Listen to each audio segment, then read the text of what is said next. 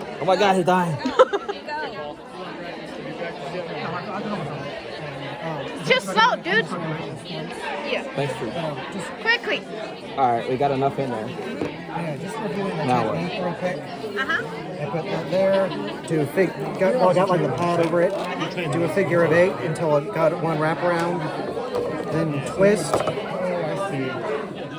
Twist and make to get it over. Once that's done, I can start get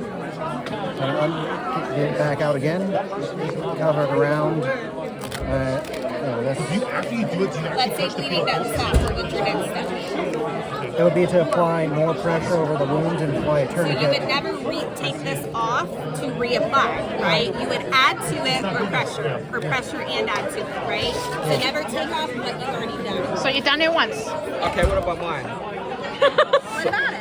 Okay, so I packed it, right? Now Put that on. If you have extra, sure. If I you have- don't, you hold pressure. Just Hold hold it pressure. like this. That's your job. That's all you do. Yeah, you're doing it.